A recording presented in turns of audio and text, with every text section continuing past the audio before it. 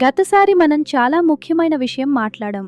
తన స్వభావాన్ని అర్థం చేసుకోవడం, తన దారిలో నడవడం గుర్తున్నా? అవునమ్మా, ఎవరి స్వభావం వాళ్ళది. అది వదిలేసి వేరే వాళ్ళలా చేయడం కష్టమని కదా. అంటే నాకు పెయింటింగ్ ఇష్టమైతే ఆరవ్లా క్రికెట్ ఆడాలని లేదు కదా. అవును మీరా, అదే మాట. కాని ఇప్పుడు కృష్ణుడు అర్జునుడికి ఇంకో పెద్ద ప్రశ్నకి సమాధానం చెప్తున్నాడు. ఏ ప్రశ్నలానా?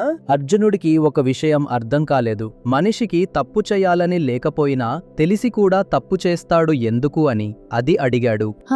నాకు కూడా అలా అనిపిస్తుంది కొన్నిసార్లు. తెలుసు కాని చేసేస్తాను. అదే అర్జునుడికి కూడా అనిపించింది మీరా, అందుకే అడిగాడు. ఇప్పుడు ఆ శ్లోకాలు చూద్దాం. అర్జున ఉవాచ అధకేన ప్రయుక్తోయం పాపం చరతి పూరుషః అనిచ్చన్నపి వాష్ణేయ బలాదివ నియోజితః. అర్జునుడు అడుగుతున్నాడు, కృష్ణ, ఒక మనిషి తప్పు చేయాలని లేకపోయినా ఏదో ఒక శక్తి బలవంతంగా చేయించినట్టు తప్పు చేస్తాడు. అది ఏ శక్తి? బలవంతంగా అంటే ఎవరైనా చేయించారా? బయట ఎవరూ చేయించలేదు ఆరవ్. అది లోపల నుండి వస్తుంది. మనసు లోపల ఏదో ఉంటుంది, అది తెలివిని కప్పేస్తుంది. అమ్మా, అది ఏంటో నాకు అర్థమవుతుంది అనిపిస్తుంది.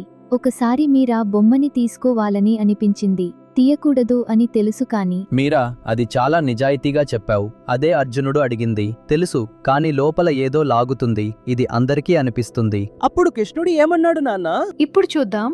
తర్వాతి శ్లోకంలో కృష్ణుడు సమాధానం చెప్తున్నాడు. శ్రీభగవాను వాచ కామ ఏష క్రోధ ఏష రజోగుణ సముద్భవః మహాసనో మహాపాప్మా విద్యేనమిహ వైరిణం.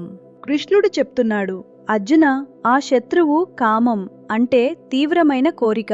అది తీరకపోతే క్రోధం అంటే కోపమవుతుంది. ఇది చాలా పెద్ద శత్రువు. ఇది ఎప్పటికీ తృప్తిపడదు. దీన్నే నీ శత్రువుగా తెలుసుకో. కామం అంటే కోరిక కదా అమ్మా?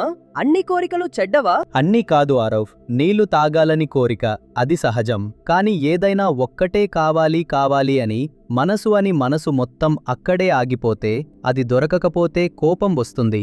అప్పుడు తప్పు చేయిస్తుంది. క్రోధం అంటే కోపం కదా నాన్న? అవును మీరా, కోరిక తీరకపోతే కోపం వస్తుంది. అది అర్జునుడికి కృష్ణుడు చెప్పిన సంగతి. ఈ రెండూ కలిసి మనిషిని తప్పుదారిలో నడిపిస్తాయి. ఇప్పుడొక్క నిమిషం ఆలోచించండి. ఇమాజిన్ చేయండి, మీకు చాలా ఇష్టమైన కుకీలున్నాయి. అన్నీ తినేయాలని అనిపిస్తుంది, కానీ ఇంట్లో అందరూ పంచుకోవాలి అని తెలుసు. ఆ లోపల ఉన్న అన్నీ నాకే కావాలి అనే ఫీలింగ్ ని గెలవడమే ఒక చిన్న యుద్ధం. నిజమే అమ్మా, అలా అనిపిస్తుంది కొన్నిసార్లు. అందుకే కృష్ణుడు చెప్తున్నాడు, ఈ కోరికని, కోపాన్ని గుర్తించడమే మొదటి పని.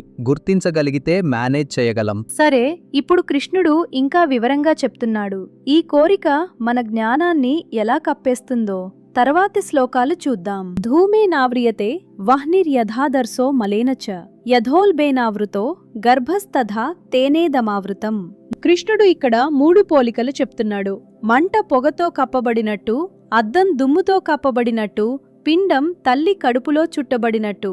అలాగే మన జ్ఞానం ఈ కోరికతో కప్పబడిపోతుంది. అద్దం దుమ్ముతో కప్పబడితే అందులో మనం కనపడం కదా అమ్మా? అదే పాయింట్ 6.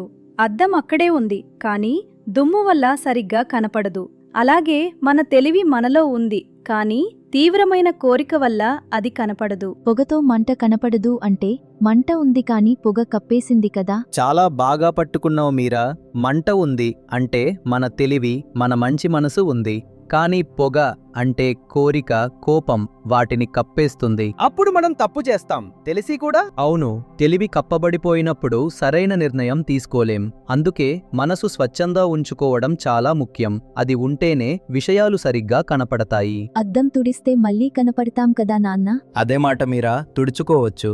ఆ కోరికని గుర్తించి కొంచెం ఆగగలిగితే మనసు మళ్ళీ స్వచ్ఛంగా అవుతుంది. ఇప్పుడు తర్వాతి శ్లోకంలో కృష్ణుడు ఇంకా స్పష్టంగా చెప్తున్నాడు, ఈ కోరిక ఎంత బలమైనది అని. ఆవృతం జ్ఞానమేతేన జ్ఞానినో నిత్యవైరిన కామరూపేణ కౌంతేయ దుష్పూరేనానలేన. కృష్ణుడు చెప్తున్నాడు, అర్జున, ఈ కోరికనే శత్రువు ఎప్పటికీ తృప్తిపడదు. అగ్నిలా మండుతూనే ఉంటుంది. ఇది జ్ఞానులకి కూడా శాశ్వతమైన శత్రువు. ఇది జ్ఞానాన్ని కప్పేస్తుంది. దుష్పూరేణ అంటే ఏంటమ్మా? దుష్పూరేణ అంటే ఎప్పటికీ నిండిపోనిది. నిప్పులాంటిది, ఎంత వేసినా ఇంకా కావాలి అంటుంది. అంటే ఒక్కటి దొరికినా ఇంకొకటి కావాలని అనిపిస్తుందా? అవును మీరా, అదే కృష్ణుడు చెప్తున్నది. ఒక్కసారి ఆగి చూసుకోగలిగితే ఇది నిజంగా నాకు కావాలా లేదా ఇది ఆగదు అని తెలుసు అని అర్థమవుతుంది. జ్ఞానులకి కూడా ఇది కప్పేస్తుందా అమ్మా? వాళ్ళకి తెలుసు కదా. అందుకే కృష్ణుడు నిత్యవైరిన అన్నాడు, శాశ్వతమైన శత్రువు. ఇది చాలా బలమైనది, అందుకే దీన్ని గుర్తించడం చాలా ముఖ్యం. ఇప్పుడు చూద్దాం ఈ కోరిక మనలో ఎక్కడ ఉంటుందో కృష్ణుడు చెప్తున్నాడు. ఇంద్రియాణి మనోబుద్ధిరస్యాధిష్టానముచ్యతే ఏతైర్విమోహయత్యేష జ్ఞానమావృత్య దేహినం. కృష్ణుడు చెప్తున్నాడు, ఇంద్రియాలు, మనసు, బుద్ధి ఇవి ఈ కోరికకి నిలయాలు. ఇవి మూడు కలిసి జ్ఞానాన్ని కప్పేసి మనిషిని మోహంలో పడేస్తాయి. ఇంద్రియాలు అంటే కళ్ళు, చెవులు, ముక్కు అవా అమ్మా? అవును ఆరవ్, మనం చూసేది, వినేది, రుచి చూసేది ఇవన్నీ ఇంద్రియాలే. వాటి ద్వారా కోరిక వస్తుంది. అంటే ఐస్ క్రీం కనపడితే తినాలని అనిపిస్తుంది కదా, అది ఇంద్రియం వల్లనా? నిజంగా చాలా బాగా అర్థం చేసుకున్నావు మీరా. కళ్ళు చూశాయి, మనసు కావాలి అంది, అదే ఇంద్రియాల పని. కాని నాన్న, బుద్ధి కూడా శత్రువు అవుతుందా? బుద్ధి మంచిది కదా. బుద్ధి చెడ్డది కాదు ఆరవ్, కానీ కోరిక చాలా తీవ్రంగా ఉంటే అది బుద్ధిలోకి కూడా చొరబడుతుంది. అప్పుడు బుద్ధి కూడా ఇది సరైనదే అని తప్పు నిర్ణయం తీసుకుంటుంది. అందుకే కృష్ణుడు విమోహయతి అన్నాడు, మోహంలో పడేస్తుంది అని. మోహం అంటే తెలివి తప్పిపోవటం. ఒక్కసారి ఫేవరెట్ సాంగ్ వినిపిస్తే డాన్స్ చేయాలని అనిపిస్తుంది, కానీ హోంవర్క్ చేయాలి. అప్పుడేం చేయాలి? అదే కదా అసలు ప్రశ్న. ఆ సాంగ్ వినపడింది, ఇంద్రియం మనసు ఆడాలి అంది, కానీ బుద్ధి ముందు హోంవర్క్ అంది. ఆ బుద్ధి మాట వినగలిగితే అదే సెల్ఫ్ కంట్రోల్. అంటే బుద్ధిని క్లీన్గా ఉంచుకుంటే సరైన నిర్ణయం తీసుకోవచ్చు కదా నాన్న? అదే కృష్ణుడు చెప్పింది మీరా. మన ఇంద్రియాలు, మనసు, బుద్ధి ఇవి ఎలా పనిచేస్తున్నాయో అవగాహన ఉంటే మన నిర్ణయాలు మనమే తీసుకోగలం. కృష్ణుడు ఇప్పుడు అర్జునుడికి ఏం చెయ్యాలో చెప్తున్నాడు. ఈ శత్రువుని ఎలా అర్థం చేసుకోవాలో ఆ విషయం ఇప్పుడు చూద్దాం. ఇవాళ మనం చాలా ముఖ్యమైన విషయం అర్జునుడితో పాటు అర్థం చేసుకున్నాం. కామం, క్రోధం ఎక్కడ నుండి వస్తాయో, ఎలా మన తెలివిని కప్పేస్తాయో. అద్దం దుమ్ము పోలిక నాకు చాలా బాగా అర్థమైంది నాన్న. నాకు మంట పొగ పోలిక. మంట ఉంది కానీ కనపడలేదు, అది నచ్చింది. కృష్ణుడు ఇంకా ఆగలేదు ఆరవ్.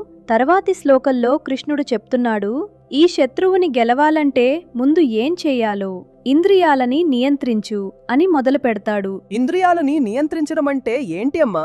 అది ఎలా చేయాలి? అదే కృష్ణుడు వివరంగా చెప్తాడు.